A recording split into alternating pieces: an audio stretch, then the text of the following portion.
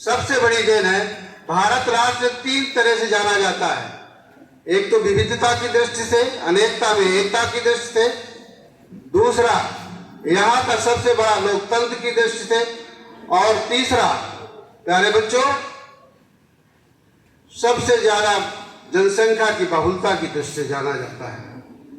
अरे आप सब समझ रहे हैं कि हमारे यहाँ 1 अरब और 42 करोड़ से ज्यादा जनसंख्या है और लगभग उसमें से 64% से ज्यादा युवा है। दुनिया में सबसे ज्यादा युवा हमारे देश में है।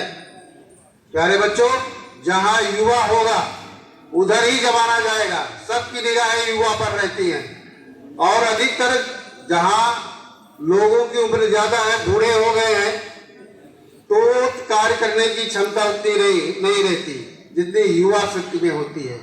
मसल करके पृथ्वी गोल कर सकते हैं, आप कुछ भी कर सकते हैं। प्यारे बच्चों, हमें संस्कृत जो है एक ऐसा शब्द है जो जीवन जीने का सरल तरीका है। आप समझ लीजिए, जीवन जीने का एक ढंग है आपका, और ये 3 रूपों में पाया जाता है। प्यारे बच्चों, एक विकृत रूप होता है। विकृत रूप ये होता है कि दूसरे कमाएं और उसको आप लाड़ झगड़ करके, छीन झपट करके उसको आप ले ले, वो विकृत रूप है हमारे यहाँ का। एक प्रकृत रूप होता है, आप स्वयं कमाएं और स्वयं खाएं, अपना स्वयं का जीवन यापन करें। और संस्कृत क्या है, भारतीय संस्कृत क्या है, आप कमाएं और दूसरों को खिला करके खाएं और दूसरे का परोपकार करें। यही तो हमारे देश की विविधता में एकता है, वसुधैव कुटुंबकम की भावना है। सर्वे भवन्तु सुखिनः, सर्वे सन्तु निरामया, सर्वे भद्राणि पश्यन्तु, मां कश्चित् दुर्भाग् भवेत्। प्यारे बच्चों, आप सब जानते हैं कि हमारा देश एक के लिए नहीं, सभी प्राणियों के सुख की बात करता है।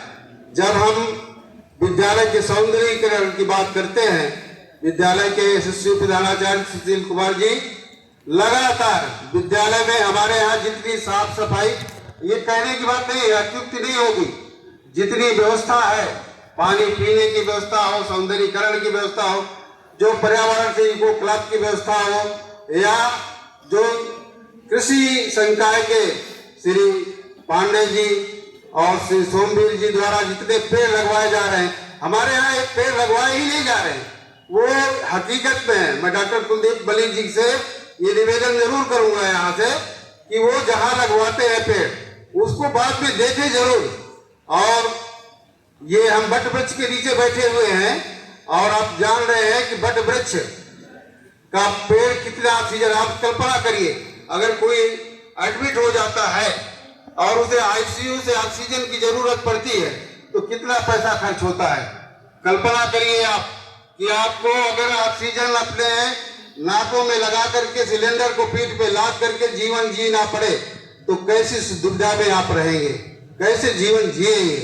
तो वृक्ष रोपण हमारे यहाँ वो हकीकत में होता है। सौंदर्यीकरण की जहाँ बात करते हैं, कला से लेकर के हर दृष्टि से हमारे यहाँ प्रतिदिन निश्चित है, हमारे यहाँ के 2 मॉनिटर, विद्यालय की साफ सफाई, अपने कमरे के साथ, हमारे यहाँ हर कमरे में डस्टबिन है और एक बड़ा डस्टबिन जो है, 33 कक्षाएं हैं चल रही हैं, तो 33 कक्षाओं में एक डस्टबिन रखा हुआ है। 2 कमरों के बीच में एक बड़ा डस्टबिन रखा हुआ है। 6-6, 7-7 वाटर कूलर लगे हुए हैं, गर्म पानी की व्यवस्था हर जगह। आपके हर कमरे में फैन चलते हुए मिलेंगे। ऐसा नहीं कि हमारे यहाँ फैन है, वो चलते हुए मिलते हैं। तो हमारे यहाँ ये सारी चीजें हकीकत में हैं। और वृक्ष, ये एक श्लोक है, कहा गया है कि 10 कूप अगर आप बनवाते हैं तो एक बावली के बराबर, एक तालाब के बराबर आपका पुण्य मिलता है, और 10 तालाब बनवाते हैं तो एक पुत्र के बराबर आपका सम्मान होता है। अगर आप 10 पुत्र हैं आपके पास, अगर वो सही हैं और सही काम कर रहे हैं, कर्तव्य का निर्वहन कर रहे हैं, तो वो एक वृक्ष के बराबर है। प्यारे बच्चों, आपका बेटा पढ़ करके कहीं चला जाएगा, लेकिन थोड़ा ध्यान दीजिए, वो आपको कुछ नहीं देगा, लेकिन अगर आपके द्वारा वृक्ष लगाया गया है, पेड़ लगाया गया है, तो वो आपको ऑक्सीजन दे रहा है, औषधियां दे रहा है, कि आपको कुर्सी मेज बनाने के लिए लकड़ियां दे रहा है, फल फूल दे रहा है, हर तरह से वो आपको वृद्धि कर रहा है। अमृत तो हमारे यहाँ दो तरह से पाया जाता है। साहित्य का उद्देश्य ही परमानंद की प्राप्ति है और आनंद की प्राप्ति है। एक तो हम वंश को आगे बढ़ाएं, वंश के लोग हमारा नाम और रोशन करें, दूसरा हमारे कर्तव्यों का, जो हम कर्तव्य करते हैं उसका समाज में ऐसा प्रभाव पड़े कि दुनिया जाने, तो उसके द्वारा अमृत की प्राप्ति होती है। मैं जब यहाँ जून में DIOS का लेटर गया कि आप जो है अपना नवाचार क्या करना चाहते हैं, तो मैंने अपने लेख में लिखा था कि नवाचार के लिए एक वृक्ष हर विद्यार्थी विद्यालय के नाम से लगाए। और मैं विगत कई वर्षों से लगातार ये कहता हूं कि अपने जन्मदिन पर आप एक वृक्ष लगाएं, और लगाएं नहीं, उसको देखें। अगर हम सब शपथ ले लेते हैं कि एक वृक्ष अपने विद्यालय में हम लगाएंगे, ऐसा नहीं कि हमारे पास जमीन नहीं है, हमारा विद्यालय आपको जमीन दे रहा है, और जो भी विद्यार्थी लगाना चाहता है वो उसको लगाए और देखता रहे 5 साल 10 साल, जब तक वो बड़ा नहीं हो जाए। तो प्यारे बच्चों, वृक्ष से आपका परिवार आपको दगा दे सकता है, लेकिन वृक्ष दगा नहीं देगा आपको। आप में लड़ाई होगी, संघर्ष होगा, भाई में बंटवारा होगा, परिवार बढ़ जाएगा, लेकिन आपके द्वारा लगाया हुआ जो पेड़ है वो ऑक्सीजन देता रहेगा। इसलिए वो आपके जीवन को निरंतर बढ़ाता रहता है। इसलिए प्यारे बच्चों, मैं आपके बीच में आप पर्यावरण के मैं सखा के रूप में जिन्हें मैं जानना चाहता हूँ, कहता हूँ, डॉक्टर कुलदीप मलिक का स्वागत करता हूँ, अभिनंदन करता हूँ, वंदन करता हूँ कि वो ऐसा कदम उठाए हुए हैं और सदैव वो लगे हुए हैं। और मैं उनसे अपील भी करता हूँ कि जहाँ लगाए उसको देखें कि हमारा वृक्ष चल रहा है कि नहीं चल रहा। ऐसा नहीं कि वो केवल पुस्तकों में तो हर साल तमाम तरह के पेड़ लगाए जाते हैं, बहुत पेड़ लगाए जाते हैं, लेकिन वो सब पुस्तकों में या कापियों में लिखा रहता है। ऐसा ना हो। हम सांस्कृतिक गतिविधियों में आज चर्चा कर रहे हैं, तो यहाँ की जैसे कजरी है, यहाँ का तीज है, यहाँ के नृत्य है, भाषा है। भाषा क्या होती है? हम अपने विचारों को आदान प्रदान करने का सशक्त माध्यम है। भाषा 3 तरह से होती है, एक लिखित भाषा, एक मौखिक भाषा और एक सांकेतिक भाषा। जो संकेत द्वारा हम जाहिर कर देते हैं वो सांकेतिक भाषा होती है। जैसे बिहारी ने कहा था, बड़े भवन में करत हो नैना से सोबात, तो बड़े स्थान पर वो अपने आंखों के संकेतों द्वारा अपनी बातें वो कह देती है नायिका। तो इसी बीच में मैं अब पर्यावरण के सखा के रूप में डॉक्टर कुलदीप मलिक का पुनः स्वागत करता हूं और आमंत्रित करता हूं कि वो अपने विचारों से आच्छादित करें, बच्चों का ज्ञानवर्धन करें। बड़े ध्यान से सब बातें सुनेंगे डॉक्टर कुलदीप मलिक।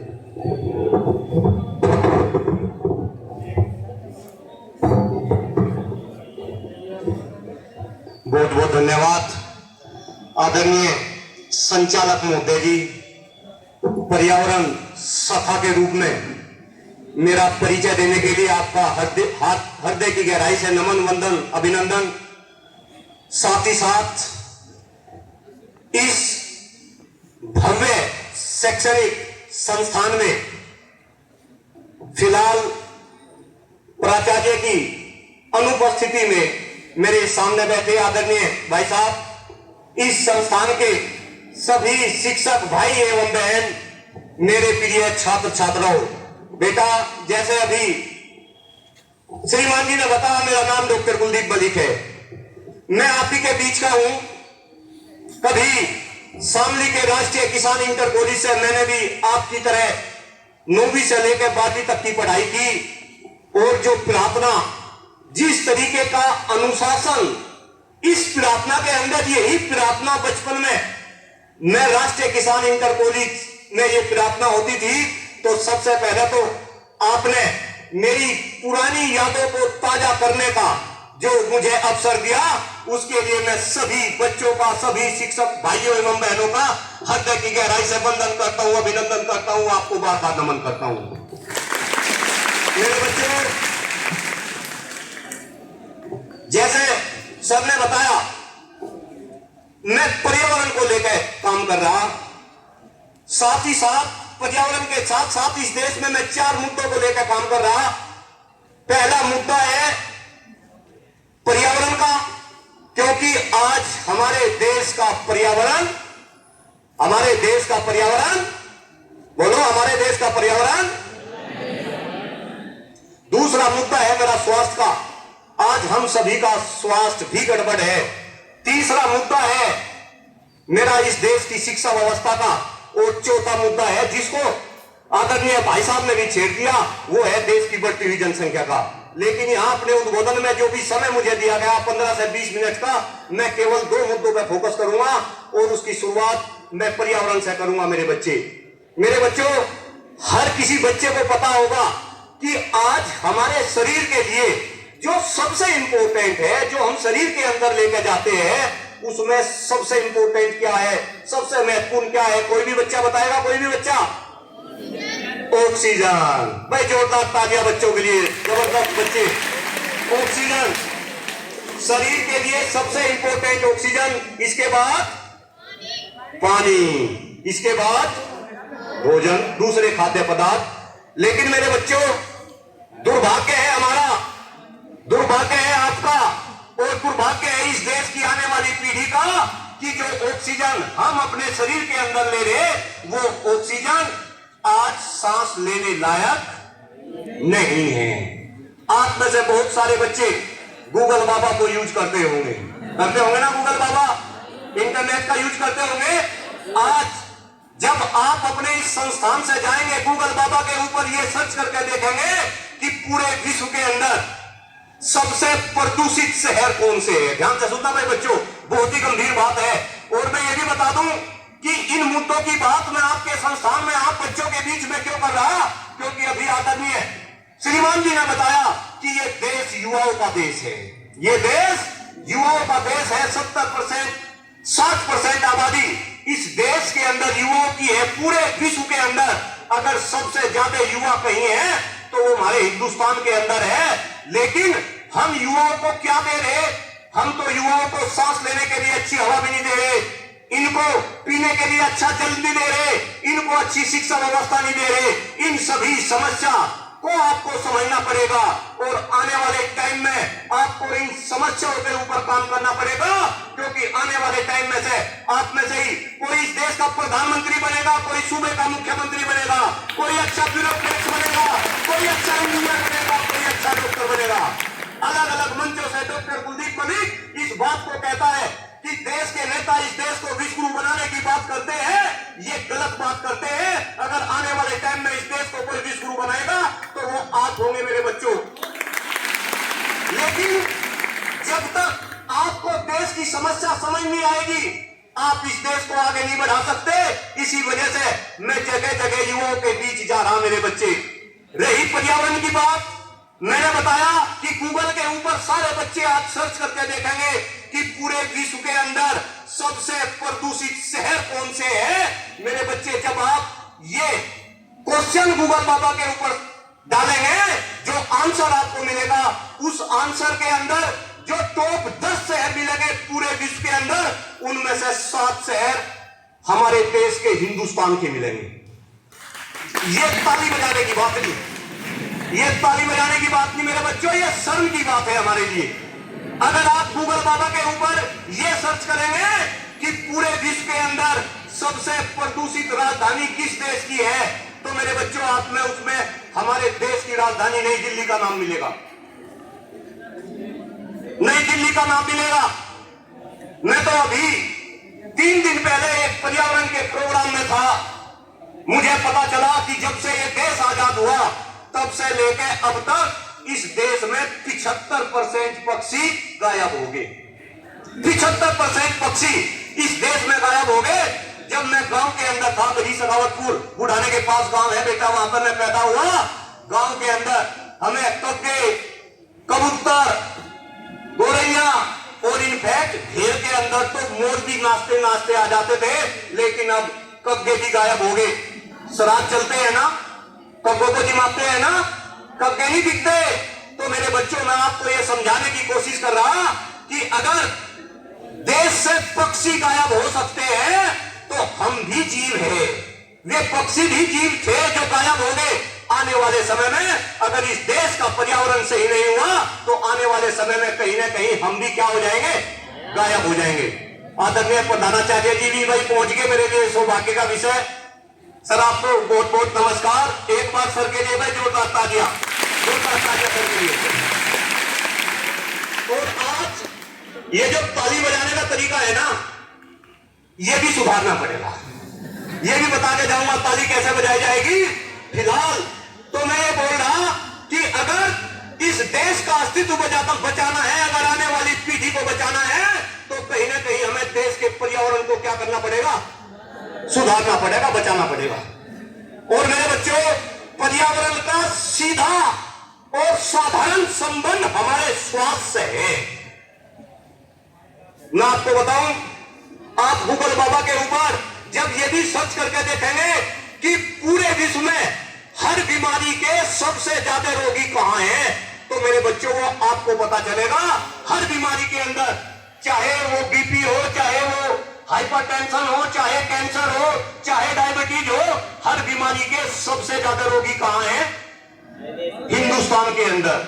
और मेरे बच्चों, मैं तो खुद सफर कर रहा, मेरे पिताजी कैंसर से पीड़ित होकर चले गए, लेकिन आज जब मैं देखता हूं घर घर के अंदर कैंसर जैसी बीमारी फैल रही, और आपके पास में जितनी भी नदियां हैं, नदियों के आसपास के जो गांव हैं, वहां पर पानी पीने लायक नहीं है। मैं रात भी भविष्य में, मामा है मेरे, बंटी भाई है, ये मामा का लड़का है, बच्चा वीडियो बना रहा है, इसके लिए भी जोरदार तालियां। ये भी आपके बीच में, मैं गांव में भविष्य में था, भविष्य के लोग नल का पानी नहीं पीते।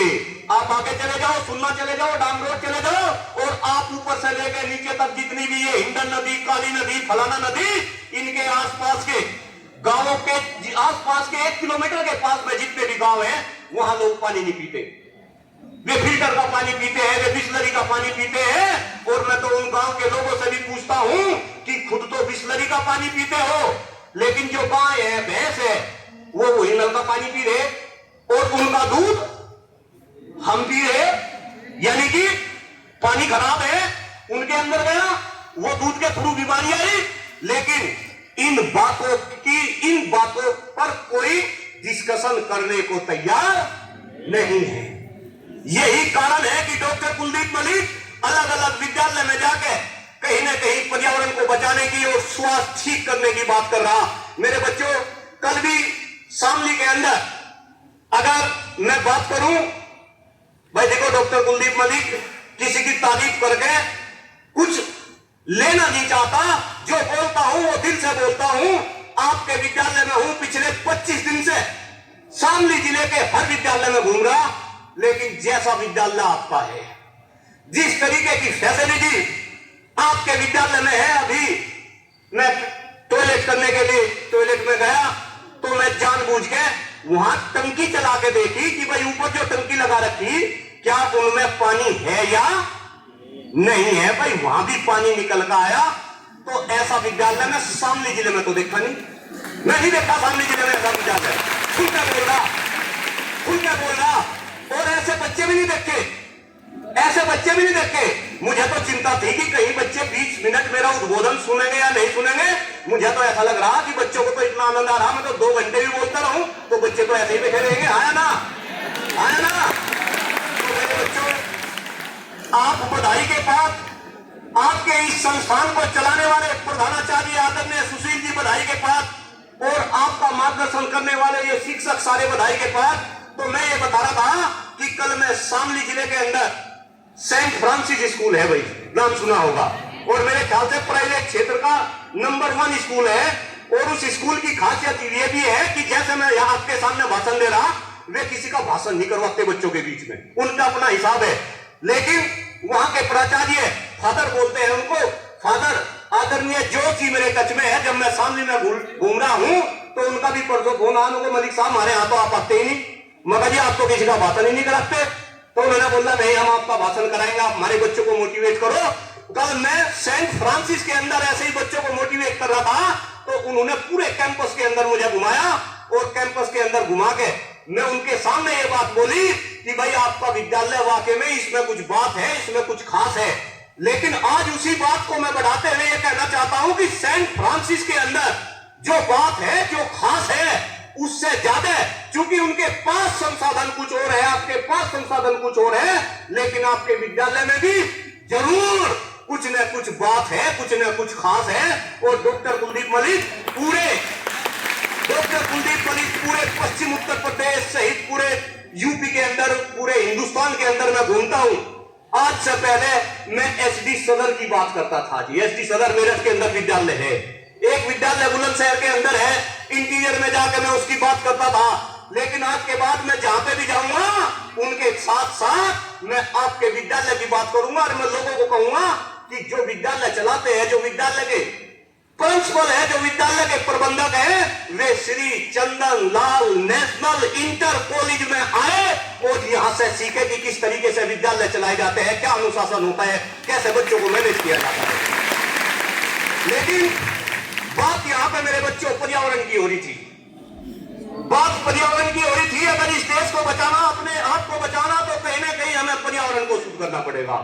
और पर्यावरण खराब है, इसी वजह से बीमारी हमारे अंदर है। और मैं ये एक्सपेरिमेंट भी करता हूं, मैं जब जगह जगह जाता हूं और मैं खुद अपना अनुभव बता रहा, जैसा स्वास्थ्य मेरे बाबा जी का था ऐसा स्वास्थ्य मेरे पिताजी का नहीं रहा, जैसा स्वास्थ्य मेरे पिताजी का था ऐसा स्वास्थ्य मेरा नहीं, और जैसा स्वास्थ्य मेरा है ऐसा स्वास्थ्य मेरे बच्चों का नहीं। और बेटा खास तौर से चूंकि मैं युवाओं के बीच में रहता हूं, जब मैं युवाओं से यह पूछता हूं कि आप में से कितने % बच्चे ऐसे हैं जो अपने आप को यह कहते हो कि मैं स्वस्थ हूं, और स्वस्थ का मतलब केवल और केवल शारीरिक रूप से स्वस्थ नहीं, आप मानसिक रूप से भी स्वस्थ होना चाहिए।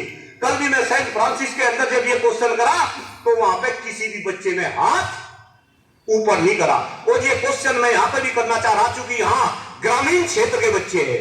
मुझे पूरी आशा है कि यहां बच्चे स्वस्थ होंगे, लेकिन बेटा मेरी खासियत यह भी है कि डॉक्टर कुलदीप मलिक के सामने कोई बच्चा झूठ नहीं बोलता। यहां भी जो बच्चा ये कहना चाहे कि मुझे कोई बीमारी नहीं, मैं शारीरिक और मानसिक रूप से स्वस्थ हूं, तो कृपा करके हाथ ऊपर करो। कौन बच्चे शारीरिक और मानसिक रूप से स्वस्थ है? मैं जांच करूंगा, झूठ नहीं बोलना, किसी को जांच हो जाएगी, झूठ नहीं बोलना। जो शारीरिक और मानसिक रूप से स्वस्थ है, जितने भी शिक्षक भाई बहन और खास तौर से प्रधानाचार्य जी भी आ गए, भाई एक बात देखो, हाँ देख देखता हाथ उठाने, तो मैं ये मान सकूं 40% बच्चे हाथ उठा रहे, यानी कि 60% बच्चे, जरा ध्यान से सुने, ये आवाज दूर दूर तक जाएगी। 60% बच्चे कांगला क्षेत्र के स्वस्थ है, सॉरी 40% बच्चे स्वस्थ है, 60% बच्चे क्या है, अस्वस्थ है। और मेरे बच्चों यहां पर 40% ने भी हाथ उठाए। जब मैं पूरे हिंदुस्तान में घूमता हूं, ये डॉक्टर कुलदीप मलिक की गारंटी है, जरा ध्यान से सुने लोग, हिंदुस्तान के 80% युवा आज अस्वस्थ है। हिंदुस्तान के 80% युवा आज अस्वस्थ है। अब मुझे ये बताओ, अगर इस देश का युवा अस्वस्थ रहेगा तो क्या ये देश विकसित बनेगा? क्या ये देश विश्व गुरु बनेगा? आया ना? नहीं बनेगा। हमें कहीं ना कहीं अपने स्वास्थ्य पे भी क्या देना पड़ेगा? ध्यान देना पड़ेगा। और स्वास्थ्य में मैं बता रहा, चूंकि स्वास्थ्य का संबंध किससे? पर्यावरण से। भाई शरीर के लिए सबसे इंपॉर्टेंट क्या? ऑक्सीजन। शरीर के लिए सबसे इंपॉर्टेंट क्या?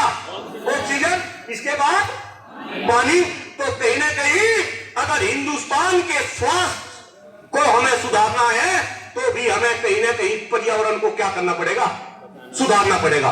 अभी आदरणीय संचालन महोदय ने मेरे विषय में बताया, मैं फिर रिपीट कर रहा, पर्यावरण सखा के रूप में इन्होंने मेरा इंट्रोडक्शन दिया, और इन्होंने मुझे सलाह भी दी कि मैं जिन पौधे को लगाऊं उन पौधों की मैं निगरानी भी रखूं। मेरे बच्चे, मैं आपको बताऊं, आदरणीय सुशील जी भी अब बहुत सालों से मेरे टच में है। मैं ग्रेटर नोएडा के अंदर IPS इंजीनियरिंग कॉलेज में प्रोफेसर हूं, कंप्यूटर विभाग के अंदर। मेरी धर्मपत्नी अमेठी विश्वविद्यालय में प्रोफेसर है मैनेजमेंट डिपार्टमेंट के अंदर। पिछले 15 साल से मैं ग्रेटर नोएडा में पेड़ लगा रहा जी। और पेड़ भी वैसे पेड़ नहीं, असली वाले पेड़। कौन से पेड़? असली वाले पेड़। कौन से असली वाले पेड़? बरगद, पीपल और नीम, 3 पेड़ लगाता हूं। और उनमें से भी धीरे धीरे पीपल और नीम तो छोड़ दिया, अब तो केवल और केवल बरगद लगा रहा। और मेरे बच्चों, मेरे सामने कम से कम यहाँ 1000 से ज्यादा बच्चे बैठे। 10+2 के बाद आप में से कम 100 बच्चे ग्रेटर नोएडा आएंगे। कोई इंजीनियरिंग करने के लिए आएगा, कोई बीटेक करने, कोई मैनेजमेंट का कोर्स करने के लिए आएगा, कोई बी फार्मा करने के लिए आएगा। जब वे 100 बच्चे ग्रेटर नोएडा में जाएंगे, आप ग्रेटर नोएडा के जिस स्थान पे जाएंगे आपको वहां पे बरगद का पेड़ मिलेगा। वो बरगद का पेड़ डॉक्टर कुलदीप मलिक ने अपने हाथों से अपने बच्चों की मदद से लगाया था। तो अभी भी 1 महीना पहले ग्रेटर नोएडा में एक प्रोग्राम हुआ, सरकारी क्षेत्र के बड़े बड़े लोग आ रहे थे। वहां पे ये घोषणा हुई कि क्यों ना आने वाले समय में ग्रेटर नोएडा का नाम बरगद सिटी के नाम पर रख दिया जाए। तो अगर उसमें सबसे ज्यादा योगदान है तो बेटा इस डॉक्टर कुलदीप मलिक का योगदान है। लेकिन बात यही खत्म नहीं होती। मैं अभी 4 महीने पहले आपके संस्थान में आया था। मैंने ये बरगद का पेड़ देखा और सुशील भाई साहब, आज मैं डिक्लेयर कर रहा, जब मैंने बरगद का पेड़ देखा, मेरी भाई साहब से बात भी हुई और मैंने इस पेड़ की एक वीडियो भी बनाई। लेकिन मेरे दिमाग में उस टाइम पे जो चला वो मैं किसी को नहीं बताया। उस टाइम पे मेरे दिमाग में ये चला कि अगर ये बरगद का पेड़ इस तरीके से अपनी सुंदरता, छटा इस कैंपस के अंदर बिखेर सकता है, तो क्यों ना शामली जिले के हर शैक्षणिक संस्थान में मैं जाके 2 से लेके 10 बरगद के पेड़ लगाऊं। एक पेड़ तो कंपलसरी। और बेटा ऐसा ही मैं पिछली 5 तारीख से कर रहा। शामली जिले के लगभग 210 विद्यालयों में मुझे जाना, सारी की सारी लिस्ट है। और आज आपका ये 85वां विद्यालय है जहां मैं बरगद का पेड़ लगा के जाऊंगा। गाड़ी में पीछे रखी। तो बच्चों, मैं आपसे एक मदद लेने के लिए चाह रहा इस पर्यावरण को लेकर। अगर डॉक्टर कुलदीप मलिक 150 किलोमीटर दूर जाके ग्रेटर नोएडा में इतने बरगद के पेड़ लगा सकता है, तो क्या ये मेरे बच्चे मेरे साथ में एक पेड़ नहीं लगा सकते? हाँ या ना? झूठ भी बोलना भाई, झूठ कोई बच्चा नहीं बोलेगा। लगा सकते हैं, नहीं लगा सकते? और यही मुहिम पूरे शामली जनपद में चल रही। मैं उनके अंदर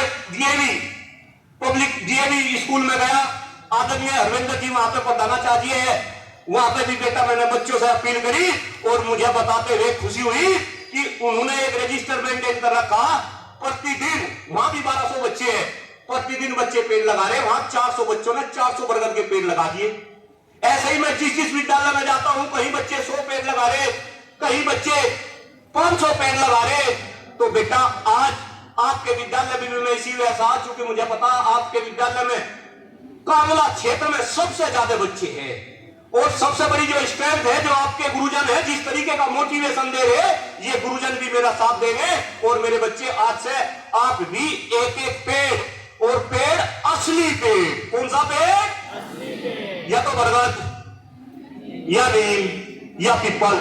और बेटा ये असली इस वजह से है क्योंकि ये सबसे ज्यादा पर्यावरण को क्या करते हैं?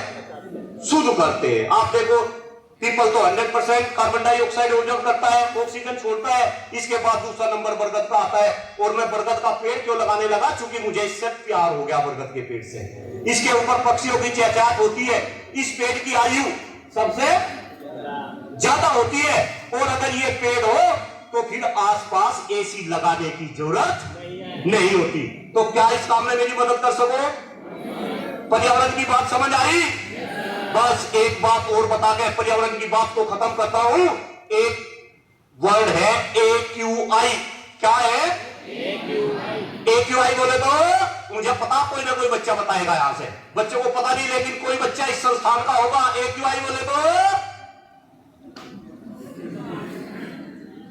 Air quality index.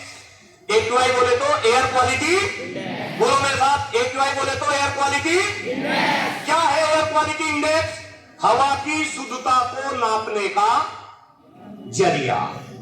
हम टेम्परेचर लेते हैं ना बॉडी का, थर्मामीटर लगाते हैं ना, कितना होना चाहिए टेम्परेचर? बोलो, कौन बोल रहा? अरे बोलो भाई, टेम्परेचर बॉडी का कितना? जो बच्चा बोला जरा खड़े हो, खड़े हो जाओ। जो बच्चा बोला पहले खड़े हो जाओ भाई। भाई ऐसा बात नहीं बनने की, खड़े हो जाओ। आ जाओ मेरे पास, आ जाओ मेरे बच्चे। क्या नाम तेरा? क्या नाम तेरा है? भाई नितिन के लिए जोरदार तालियां। देखो बच्चे ने बताया बॉडी का।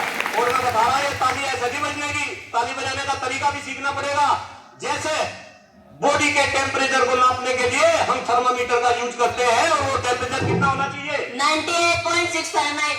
अरे वाह, 98.6 फ़ारेनहाइट। इसी तरीके से हवा की शुद्धता को नापने का भी एक थर्मामीटर है, जिसको हम AQI बोलते हैं, एयर क्वालिटी इंडेक्स। और वो AQI हमेशा 50 से बदतमीज नीचे रहना चाहिए। ऊपर बता रहा, वो हमेशा 50 से नीचे रहना चाहिए। लेकिन बेटा दुर्भाग्य है हमारा, दुर्भाग्य है हमारे देश का कि हिंदुस्तान के अंदर वो AQI कभी भी 50 से नीचे नहीं रहता। और जब दिसंबर, नवंबर, जनवरी, फरवरी का महीना आता है तो वो AQI 400 के पार चला जाता है। और मेरे बच्चों, मेरे जानने वाले हिंदुस्तान में कम विदेशों में जाता है, क्योंकि मैंने MCA कर रखा बेटा। 2001 में मोस्टली फ्रेंड सॉफ्टवेयर इंडस्ट्री में काम कर रहे। जब वे विदेशों से दोस्त हिंदुस्तान में आते हैं तो वे क्वेश्चन करते हैं कि कुलदीप भाई, हिंदुस्तान का AQI कितना चल रहा? और अगर उन्हें यह पता चले कि हिंदुस्तान का AQI 100 से ऊपर है तो वे हिंदुस्तान में आना पसंद नहीं करते। 2 बच्चे तो यही कांगला के हैं, मेरे साथ में MCA करा, वे भी अमेरिका में हैं। मैंने पक्षियों की बात बताई कि पक्षी गायब हो गए, आदमी आना पसंद नहीं करते। मैं ग्रेटर नोएडा में रहता हूं, ओखला बर्ड सेंचुरी मेरे पास में ही है, 15 किलोमीटर पे। उस ओखला बर्ड सेंचुरी में विदेशी पक्षी आते थे, लेकिन पिछले 10 साल से विदेशी पक्षियों ने भी हिंदुस्तान में आना क्या कर दिया? बंद कर दिया। तो कहीं ना कहीं मेरे बच्चों, इस पर्यावरण को बचाना पड़ेगा। और पर्यावरण को बचाने का केवल एक ही तरीका है हमारे पास कि हम ज्यादा से ज्यादा क्या लगाए? पेड़। और पेड़ भी कौन से वाले? असली वाले। नकली पेड़ नहीं लगाएंगे। ये नकली पेड़ लगाते फिर रहे हैं, कोई फायदा नहीं आ रहा। बरगद लगाओ, जगह कम है तो नीम लगाओ, नहीं पीपल लगाओ। कहां लगाओ? अपनी ट्यूबवेल पे लगाओ, अपने गांव के मंदिर में लगाओ, अपनी मस्जिद में लगाओ, अपने गुरुद्वारे में लगाओ, किसी सरकारी जमीन पे लगाओ। और यहाँ तो गुरुजी ने ऑफर दे दिया कि इस विद्यालय के अंदर ही इतना बड़ा कैंपस है, अपने विद्यालय में लगाओ। तो कहीं ना कहीं आज से आपको पेड़ लगाने पड़ेंगे। और एक बात आपको मोटिवेट करने के लिए और बता रहा, आपके पास में शामली के अंदर बलुआ गांव है। कौन सा गांव है? बलुआ। वहां पे आप जैसी बच्ची है मेरे बच्चे, उस बच्ची का नाम है विदुषी वशिष्ठ। क्या नाम है बच्ची का? विदुषी वशिष्ठ।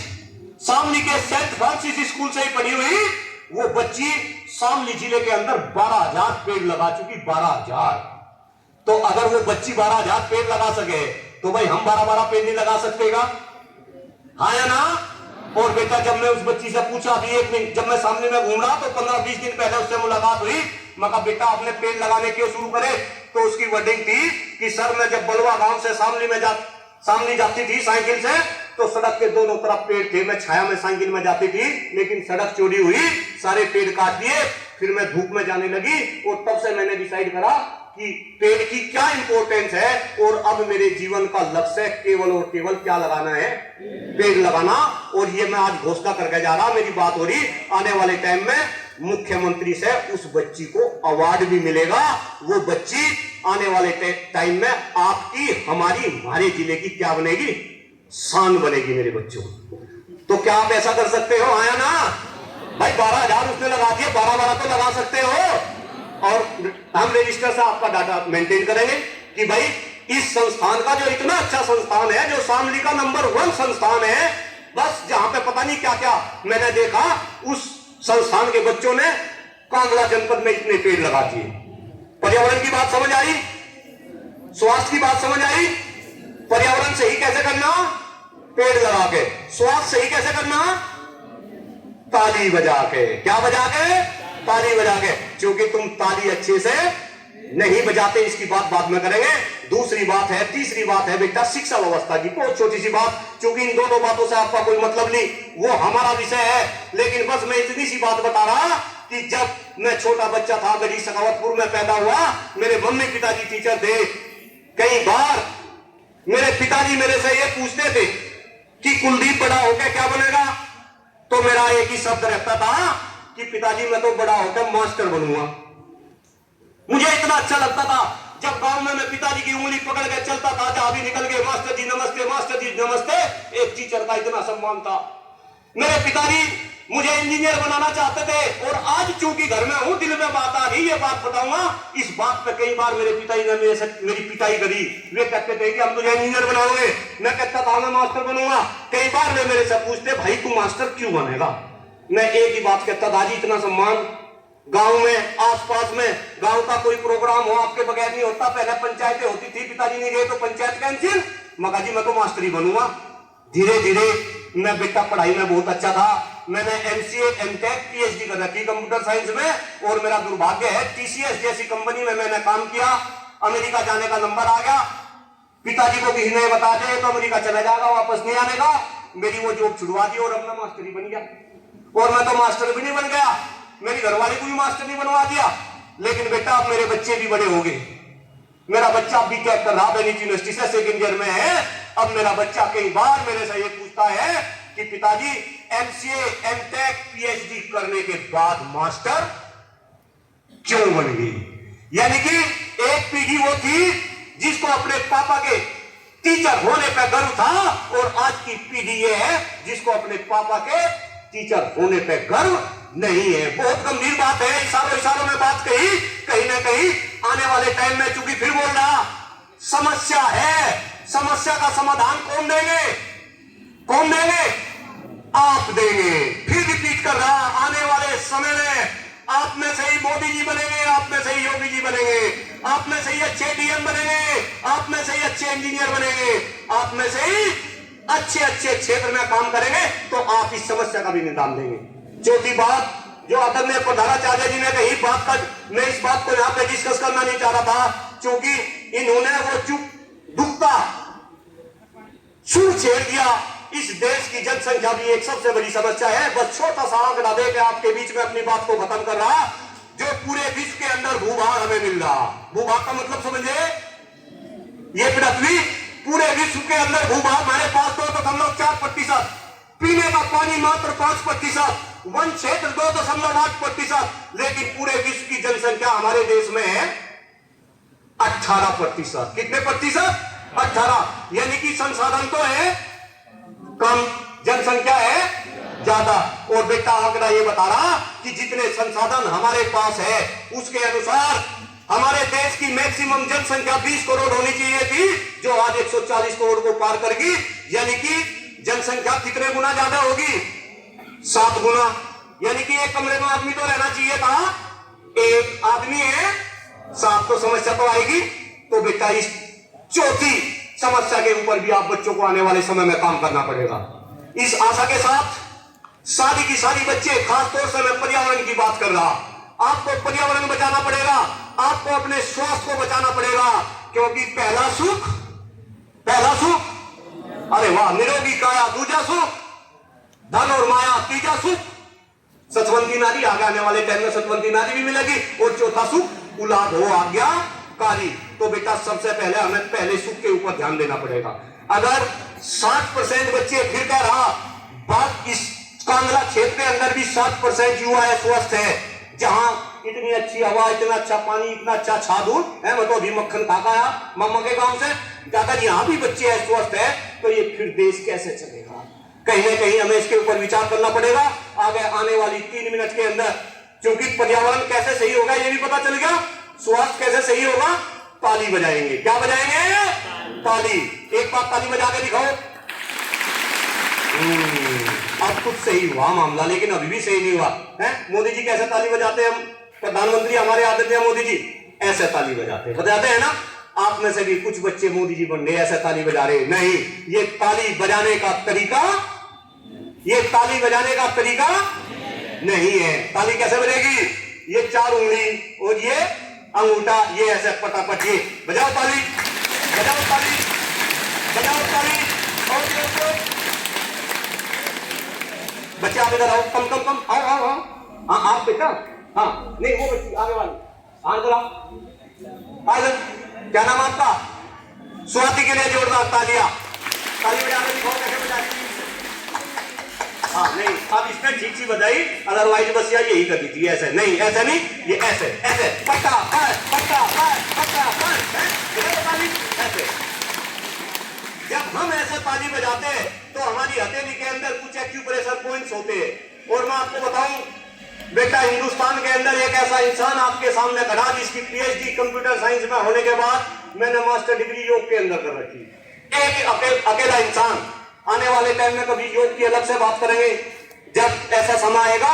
लेकिन फिलहाल के लिए 3 तरीके से ताली बजवा के जा रहा आज आपके कैंपस में। कितने तरीके से? 3 तरीके से।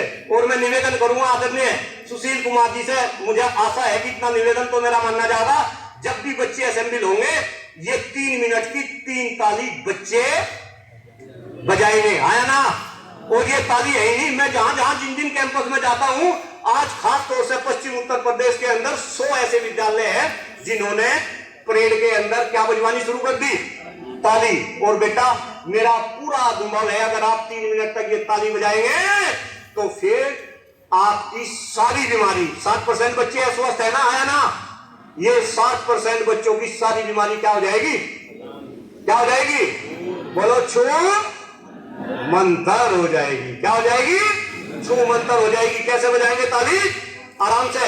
जो बच्चे जैसा बैठा बस सीधे बैठा करो, सीधे बैठो। सीधे बैठो का मतलब रीढ़ की हड्डी सीधी, गर्दन सीधी, निगाह बिल्कुल सामने, सीधे बैठा करो, है ना? अभी तो जूते पहन रखे लेकिन जैसे ही बैठे सीधे बैठो। 3 तरीके से ताली वादन प्रक्रिया। पहली ताली है ओम के नाम पे ताली। किसके नाम पे? ओम के नाम पे। कैसे बजाएंगे? एक बार मुझे देखेंगे मेरे साथ। ऐसे देखना है अभी, ऐसे ओम देखना है अभी। हाँ ऐसे ओम ओम ओम।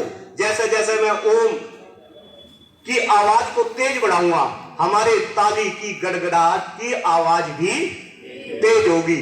लेकिन कंडीशन है सबकी ताली एक साथ बजेगी। आया ना? करें शुरू? देख लो भाई, भैया वीडियो बना रहे, सबका आएगा, ताली सबकी एक साथ बजनी चाहिए।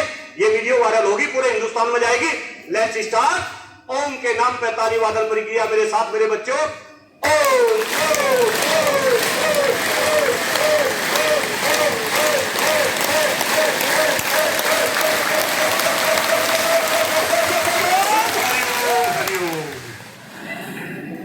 आनंद आया? आनंद आया? आया ना? झूठ तो नहीं बोल रहे? पक्का? अब दूसरे टाइप की ताली वादन प्रक्रिया है बेटा ओम ओम हा हा हा के नाम पे। किसके नाम पे? ओम ओम। जब हम हा हा हा करेंगे तो बेटा हमारा जबड़ा खुलेगा, हमारे लंग्स खुलेंगे और इसका प्रभाव हमारे डाइजेशन सिस्टम पेट तक जाएगा, है ना? एक बार मुझे देखेंगे, इसके बाद शुरू करेंगे क्योंकि समय भी मुझे लग रहा, मुझे इजाजत नहीं दे रहा। एक बार ओम ओम हा हा के नाम पे ताली वादन प्रक्रिया देखेंगे बेटा। ऐसे ओम ओम ओ रुक जा। हाँ ओम ओम हा हा हा ओम ओम हा हा हा। कंडीशन है सबकी ताली एक साथ बजेगी। शुरू करें? आया ना भाई? पीछे बच्चे में अलग ड्रेस में बैठे, आनंद आ रहा? आया ना? हाथ ऊपर करके बताओ सब आनंद आ रहा है क्या? अरे वाह मेरे बच्चों, सारे बच्चे हाथ ऊपर करके बताओ आनंद आ रहा क्या? आया ना? अरे वाह मेरे बच्चों, मैं दिल जीत लिया आपने तो आज। चलो लेट्स स्टार्ट। ओम ओम हा के नाम पे ताली वादन प्रक्रिया का आनंद लेंगे सारे बच्चे। ओम ओम हा हा हा ओम ओम हा हा हा ओम ओम हा हा हा ओम ओम हा हा हा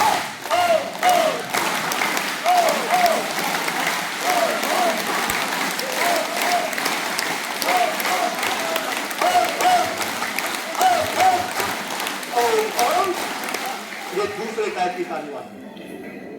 अब तीसरे टाइप की तब बताऊंगा अगर बच्चे ये प्रोमिस करेंगे कि ये ताली हमें नहीं बजावे। घर में जब सब बैठ जाएंगे खाना खाने के बाद या खाना खाने से पहले बैठते हैं ना सब अपने मम्मी पापा के साथ, दादा दादी के साथ, भाई बहन के साथ। देखना जब पापा दादी है ना वो है बेटा, जब पापा दादी भी ऐसा ताली बजाएंगे तो उनको भी कितना आनंद आएगा। आएगा नहीं आएगा? फिर पापा दादी पूछेंगे कि भाई ये ताली किसने बजानी सिखाई, तो किसका नाम लेंगे? क्या नाम लेंगे? डॉक्टर कुलदीप मलिक। तो डॉक्टर कुलदीप मलिक को आशीर्वाद देंगे, पापा दादी नहीं देंगे? आया ना? और उनका विश्वास सही रहेगा बेटा। तो सारे बच्चे बजाएंगे डेली। अब तीसरे टाइप की ताली वादन प्रक्रिया ये है बच्चे राम के नाम पे। जो बच्चे कोई राम के नाम पे ताली बजाएगा, कोई अल्लाह के नाम पे ताली बजाएगा, कोई वाहिगुरु के नाम पे ताली बजाएगा, जो जिस धर्म को मानता है, लेकिन कंडीशन है कि ताली एक साथ बजेगी और ताली बजाएंगे। राम के नाम पे ताली वादन प्रक्रिया को देखेंगे। मैं इस ताली को केवल 11 बार, अगर अच्छा लगा तो 21 बार और अच्छा लगा तो 31 बार, लेकिन आप प्रतिदिन इसे कितने बार बजाएंगे? 108 बार। क्या नाम बेटा? कौन बोलिए 108 बार? अरे इधर, अरे देखना भाई कितनी अच्छी बच्ची है, सब पता है यार, बहुत अच्छी बच्ची। क्या नाम आपका? बोलो कितनी बार? 108 बार। 108 बार बजाने का कुछ अलग ही मजा है, आनंद है। तो जब जो बच्चे जो प्रार्थना करेगा, मैं फिर बोला, हिंदू मुस्लिम सिख ईसाई कोई किसी भी धर्म का बच्चा हो, उसी के नाम पे ताली बजाएंगे। कैसे? अभिराम के नाम पे बजाएंगे बेटा, सब बच्चे एक साथ। भाई बच्चों की तरफ वीडियो घुमा लेना, मेरा फेस आवे वो जरूरी नहीं, बच्चों के फेस आना चाहिए। Let's start. एक बात देखेंगे ऐसे, राम राम 1, राम राम 2, राम राम 3 है, करे तू कंडीशन है सबकी ताली एक साथ बजेगी। लेट्स स्टार्ट मेरे बच्चों। राम राम 1, राम राम 2, राम राम 3, राम राम 4, राम राम 5, राम राम 6, राम राम 7, राम राम 8, राम राम 2, राम राम 10, राम राम 11, राम राम 12, राम राम 13, राम राम 14, राम राम 15, राम राम 16, राम राम 17, राम राम 18, राम राम 20, राम राम 21, राम राम 22, राम राम 23, राम राम 24, राम राम 25, राम राम 26, राम राम 27, राम राम 29, राम राम 30, राम राम 31। बहुत बहुत धन्यवाद। सब बच्चों ने मेरे सुर से सुर और ताल से ताल मिलाई, मेरी चारों समस्याओं को समझा और आने वाले समय में इस आशा के साथ कि आप इन समस्याओं से देश को निजात दिलाएंगे। आदरणीय प्राचार्य जी और भाई सभी गुरुजनों ने मुझे यहाँ पे बोलने का मौका दिया। आपका भी हृदय की गहराई से मैं वंदन करता हूँ, अभिनंदन करता हूँ। एक बार मेरे साथ जय हिंद, जय भारत, भारत माता की। धन्यवाद, थैंक यू।